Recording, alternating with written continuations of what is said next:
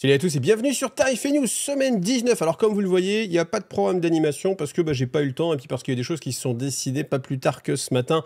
Donc c'était compliqué de faire le programme d'animation, donc c'est pas grave. Ce qu'il faut savoir, c'est que demain soir, mardi soir en live, comme tous les mardis soirs, je serai en live à 21h sur Twitch et on fera la revue des figues de la commu avec Colonel Studio, Max de Colonel Studio, que vous avez vu récemment dans le rapport de bataille Warhammer 40 000. Jeudi, comme d'habitude, vous aurez du lore. C'est du lore sur la chaîne secondaire Wargame Lore IGTV. Ça va être la deuxième partie de Nexus Paria. Voilà, c'est l'histoire qui est vraiment intéressante parce que c'est l'histoire qui avance. C'est la chose la plus récente qu'on a sur Warhammer 40 000 en termes de parution officielle Games Workshop Codex. Je ne parle pas des romans, mais en tout cas, ça, c'est la dernière chose qui fait avancer le lore. Donc, n'hésitez pas à la suivre si vous voulez de nouvelles informations. Je vais vous saupoudrer des replays sur Tipeee pour ceux qui sont sur Tipeee. Et puis, après... Alors, en fin de... La fin est un petit peu plus... je sais pas, en fait, je sais pas. Donc, je vais pas vous annoncer beaucoup plus de choses. Vous verrez bien. Au pire, s'il y a que 3 vidéos cette semaine, on sera une semaine à 3 vidéos. Ça peut arriver. Il y en a qui font même 0 vidéo par semaine. Il y en a même qui ont arrêté d'avoir des chaînes YouTube. Donc, voilà, comme ça, c'est quand même pas mal. Mais bon... Non, mais je suis tellement habitué à vous faire des vidéos souvent que je me sens foutif de vous faire que 3 vidéos. Alors que bon, c'est pas grave, ça va le faire quand même.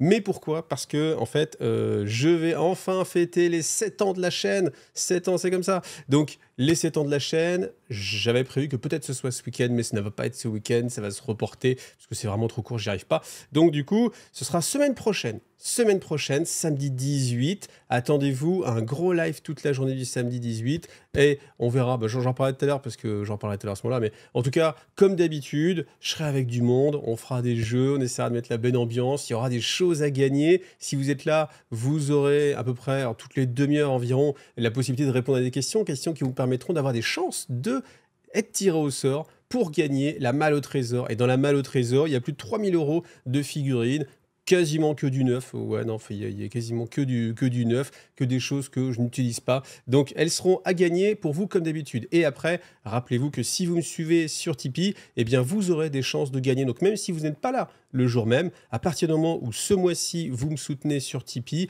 eh bien, vous aurez des chances de gagner. Et puis, tous les 3 € que vous donnez, vous avez une chance en plus supplémentaire. Toutes les questions que vous répondez, vous avez une chance en plus supplémentaire. Donc, comme ça, vous allez cumuler les chances. Voilà. Alors, on passe comme ça directement au préco. Préco, comme d'habitude, vous avez 2 semaines de précommande. Comme d'habitude, si vous passez par le lien My Hobby Place, eh bien, vous avez 20% d'économie, 20% de remise et vous soutenez activement la chaîne. C'est vraiment ce qui me permet de continuer. Donc, n'hésitez pas à passer par ce lien. Je vous encourage encore une fois à le mettre en favori. Comme ça, vous y pensez même plus. Tac, tac, IGTV. Et puis, ça fait plaisir. Alors, là, je suis très content parce que pour une fois, on a un vrai collector. Là, j'avoue que sur le design du Codex Collector, ça le fait pas souvent, mais en même temps, d'habitude, oui. Parce que, alors déjà, c'est rare qu'on ait une nouvelle illustration. Et là, à ma connaissance, c'est une nouvelle illustration. En tout cas, je l'avais jamais vue avant. Et elle est belle. Elle fait rêver. Et en fait, en la voyant, je me suis dit, mais ça fait combien de temps qu'il n'y a pas une illustration de Warhammer 40 000 qui m'a fait rêver? Et en fait, quand on a les codex, c'est que des vieilles illustrations. Il y a rarement de nouvelles illustrations. Ou les nouvelles illustrations, elles n'ont pas ce côté un peu vraiment sympathique. Et là, j'avoue, vous voyez, ce codex collector, pour le coup, c'est vraiment un codex collector. On a une police différente, on a une couverture différente. Et j'avoue que c'est sans doute le codex collector qui me tente le plus de tous les codex collectors. Alors, en fait, c'est vraiment bien parce qu'avant... je me disais, mais à quoi on voit que c'est un collector? Ouais, ok, la police est différente, c'est pas ouf. Et encore, la police est différente, c'est genre, il y avait un vernis sélectif, un truc un peu comme ça. Là, pour le coup, là, on a vraiment l'impression d'avoir un codex collector, donc je suis vraiment pleinement satisfait là-dessus. Donc, je n'ai pas le prix de version collector, ce sera comme d'habitude. Et le codex, lui, va être à 45 €. Alors... Eh bien, ce qu'on peut peut-être trouver dommage, c'est que c'est une sortie. D'habitude, il y a toujours au moins une figurine. Alors là, vous avez 2 figurines, mais 2 figurines qui viennent avec des lourdes taxes quand même. C'est-à-dire que vous ne pouvez pas juste vous faire plaisir en récupérant le nouveau Seigneur du Chaos. On l'avait déjà vu, il avait déjà été montré. On peut le changer avec les têtes différentes. Il a des équipements différents. Mais vous êtes obligé de vous prendre cette grosse boîte Veteran of the Long War qui va coûter 180 €. Ouais, si vous voulez juste vous faire plaisir avec un petit perso, vous n'avez pas envie de 10 Terminator, vous n'avez pas envie de 10 Space Marine du Chaos, vous n'avez pas envie de 5 possédés, vous n'avez pas envie de 5 élus, eh ben, vous êtes obligé de les avoir ou d'attendre ou d'essayer de vous débrouiller, à les revendre, etc. Alors, je pense qu'il y aura sans doute un marché, hein. Je pense qu'il y a un monde dans lequel vous pouvez acheter cette boîte-là, la payer 1% de moins sur MyHobbyPlace, j'insiste, et puis après, récupérer le personnage et puis revendre séparément les choses. Je pense que ça peut être ça peut, alors c'est un petit peu de boulot, mais ça vous permet de récupérer le personnage. Mais voilà, le problème, c'est que bah, vous n'avez pas le personnage à part. Moi, j'aurais vraiment aimé, je pense que j'aurais préféré que le perso soit à part et que on ait le choix, en fait. Hein, là, c'est vrai que ça vous pousse à la consommation, ça pousse à racheter. Enfin, si vous jouez déjà KO, je suis pas sûr que vous ayez envie d'avoir des Terminator, 10 Space Marine du Chaos, 5 élus, 5 possédés. Alors après, vous me direz, bah, il y a une autre possibilité, c'est les Dread Talon. Dread Talon, c'est la même boîte, 180 euros, enfin le même principe. Vous avez le perso, le nouveau aussi, en mode jetpack, qui peut être sympa aussi, mais c'est pareil, vous avez la taxe de tout ce qui va à côté. Donc, est-ce que vous avez envie de... En plus, celle-ci, elle est encore plus engageante, je trouve. Je trouve ça un peu moins générique, hein, voilà. Donc, voilà, bah, c'est à vous de choisir. Moi, personnellement, j'avoue que je préférais quand il y avait juste la petite figurine à part, hein, comme ils ont fait avec le Custodes, par exemple. Hein, vous avez une petite figurine en plus à côté. Vous vous faites plaisir, mais en fait, même tendance, même tendance, c'est comme ça aussi depuis quelques temps. Maintenant, je trouve ça dommage. Je ne sais pas à quoi faut remonter pour avoir une figurine seule. Je ne sais plus qui sont les années sorties, je sais plus. Mais bah voilà, forcément, ça va être la nouvelle politique. Forcément, ça fait qu'il faudra attendre. Ça fait qu'il faudra attendre parce que bah, forcément, le personnage sortira seul à un moment donné. On peut imaginer d'ici 6 mois, 3 mois, quelque chose comme ça. Maintenant, bah ouais, vous avez votre codex du chaos maintenant. Vous avez envie de votre nouvelle petite figurine maintenant. Le fait de l'avoir, savoir qu'elle est là, mais que vous ne pourrez pas vous la procurer directement à moins de payer 180 euros. Même si c'est intéressant, hein, bien sûr. Vous allez payer moins cher que si vous achetez tout séparément. Maintenant, encore une fois, la boîte que vous avez gratuite, est-ce que vous l'auriez acheté séparément? Oui ou non? Bon, c'est toujours la même question qu'il faut se poser. Ensuite, le Chaos Cultist Firebrand, qui lui va sortir tout seul.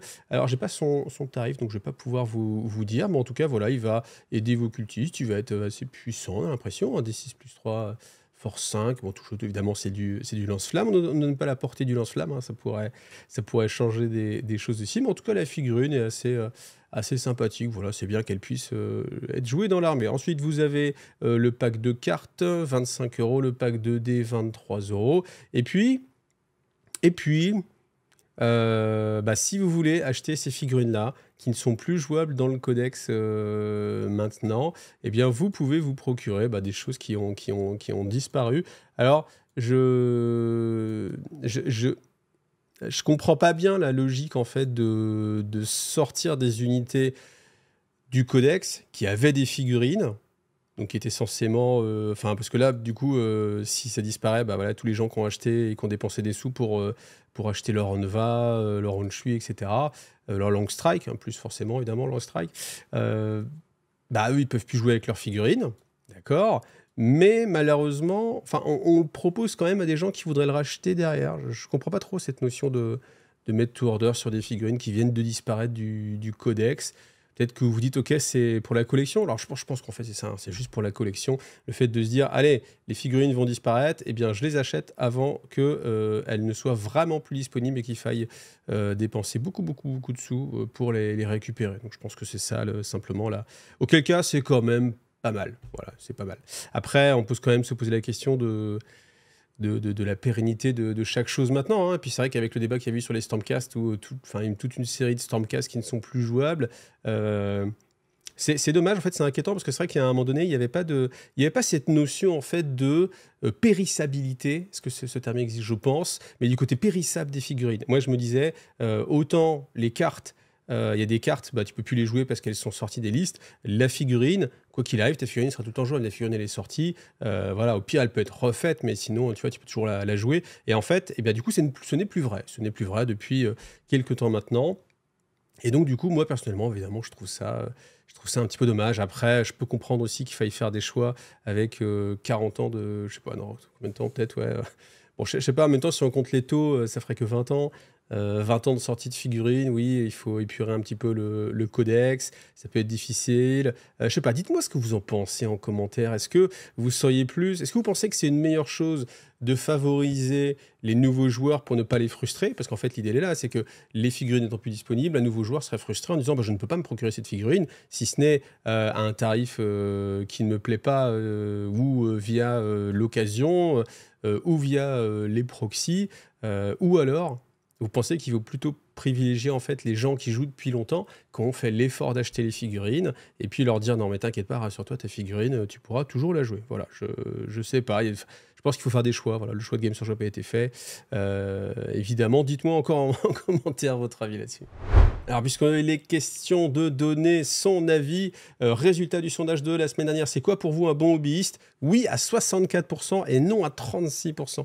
Alors bien évidemment, c'est pas ça qui était intéressant. Là, l'intérêt, c'était justement d'utiliser le champ commentaire pour eh bien, donner votre définition du bon hobbyiste. Alors désolé à tous ceux qui ont voté sans avoir vu la vidéo Tarif et News, parce qu'évidemment le vote va en adéquation avec la vidéo, hein. J'ai très peu de caractères, donc je peux pas expliquer un truc hyper long. On est toujours limité, hein, sur les sondages. Là, donc, du coup, voilà. Bon, il y a eu quand même pas mal de réponses. Alors, il y a eu des réponses en mode, voilà, le bon hobbyiste, il peint, il lance les dés. Le mauvais, il peint, mais il lance les dés, quoi. Ça n'a rien à voir. Bon, c'était évidemment la réponse que j'attendais, avec plusieurs déclinaisons, donc on en a eu quand même pas mal. Et puis, il y a des réponses plus poignantes, hein, plus chargées d'émotions, comme justement Loïc, qui nous disait que bah, l'important, c'est les rencontres. Et c'est vrai que c'est quelque chose qui a été assez validé, hein, il y a pas mal de pouces. Donc c'est vraiment quelque chose aussi qui a sa place en fait dans le hobby. Le hobby, c'est pas quelque chose qu'on joue forcément seul ou qu'on partage pas. On peut le faire, hein, et du coup c'est assez amusant parce qu'on avait la réponse de Félix qui disait que lui, hormis justement les chaînes YouTube, bah, il n'y avait pas grand monde avec qui interagir, mais eh ben, c'est ça qui est quand même bien, c'est que même si vous n'avez pas grand monde avec qui interagir, vous avez quand même cet espace d'expression, que ce soit ma chaîne ou n'importe quelle autre chaîne, ou même sur Twitch, d'avoir en fait des hobbyistes qui partagent un peu votre façon de faire, votre idée de jouer au petit bonhomme, tout ça.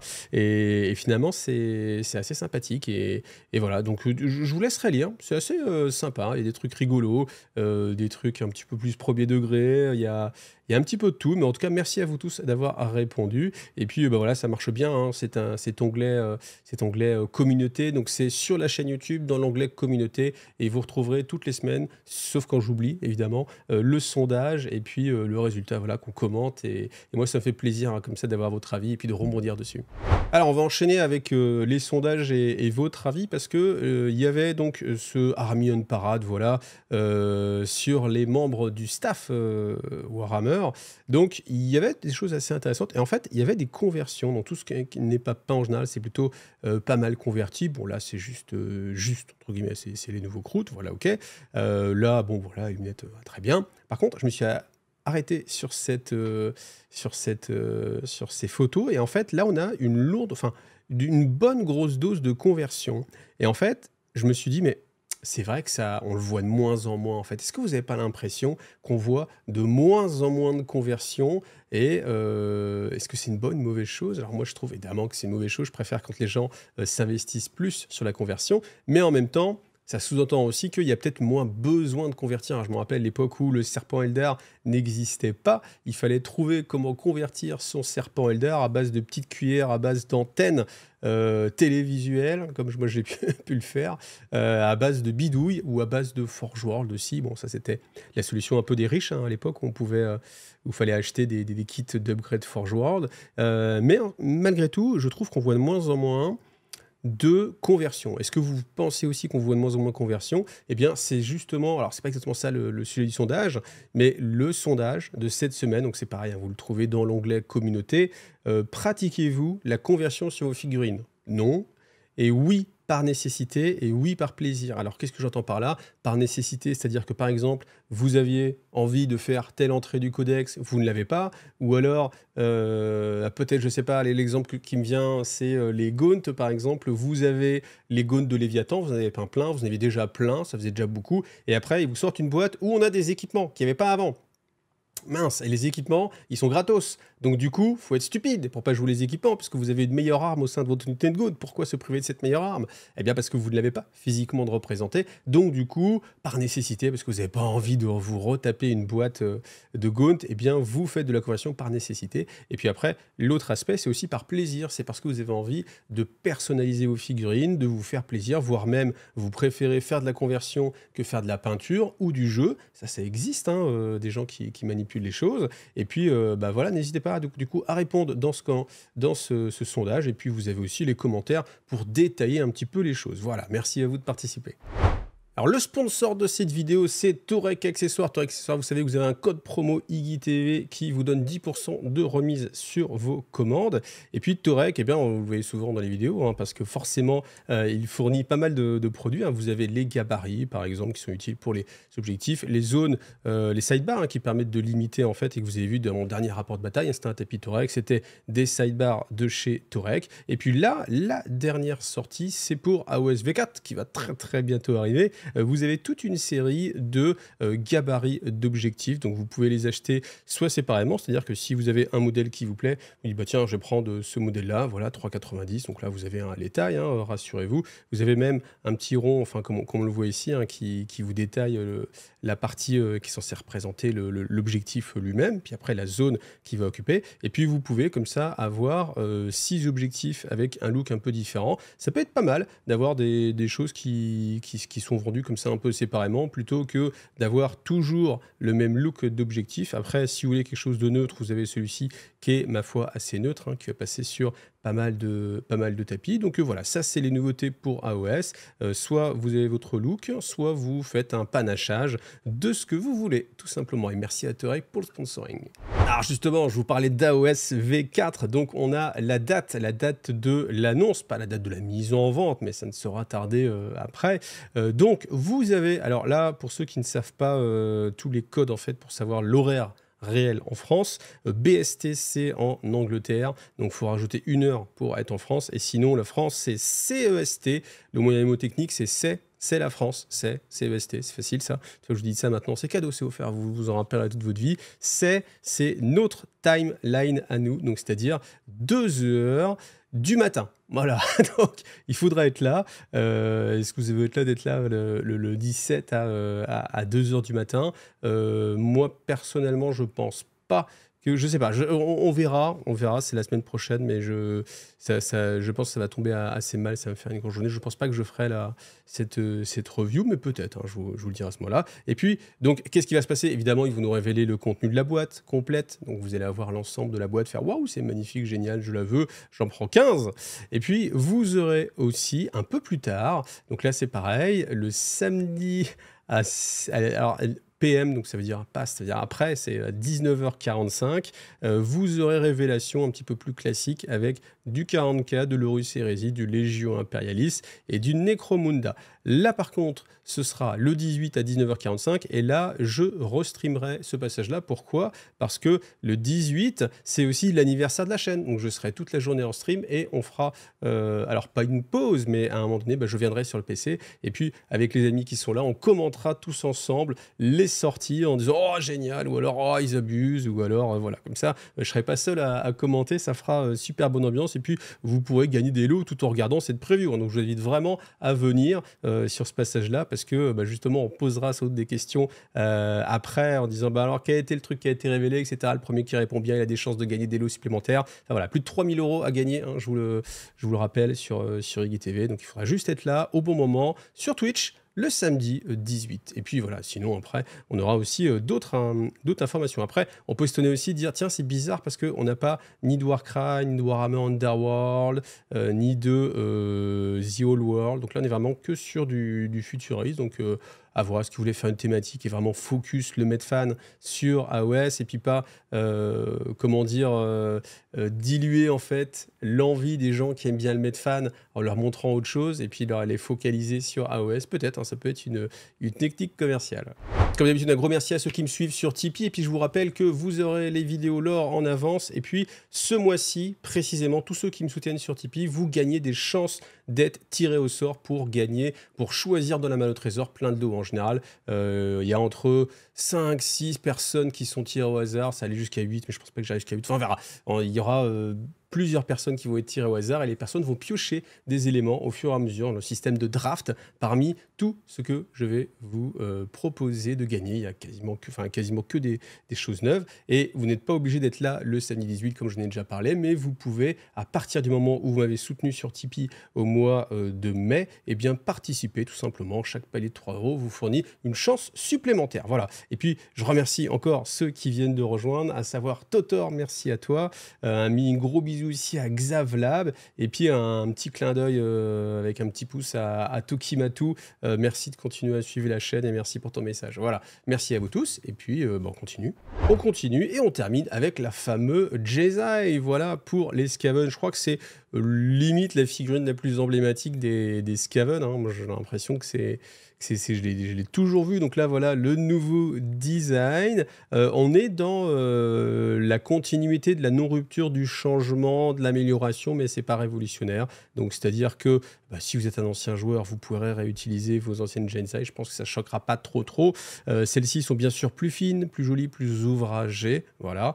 Chose qui est à noter, c'est que sans doute celle-ci sera disponible dans la boîte de base. Donc là, on voit qu'il y a 3 modèles différents. Voilà, celle-ci et celle-ci, voilà. Mais, chose qui m'a étonné, c'est que dans la vidéo, c'est pour ça que j'ai fait pause là-dessus, c'est pas la même. C'est pas la même Jesai. Et du coup, ça me fait me poser la question, pourquoi ici, on voit celle-ci avec le double fût et qu'on ne le voit pas là ni dans cette liste déroulante ici. Alors, est-ce qu'ils l'ont oublié? Est-ce qu'elles sont modifiables? Alors, les doubles kits, on a l'habitude, oui, mais pas dans les boîtes de base. De souvenir, je ne me rappelle pas qu'il y ait une boîte de base dans laquelle il y a un changement d'arme possible. Hein, si on prend la dernière boîte sortie, le Léviathan, et forcément, cette boîte AOS, elle devrait se calquer sur Léviathan, eh bien, je ne me rappelle pas. Enfin, il n'y a pas d'option d'arme, en fait, on ne peut pas modifier un équipement.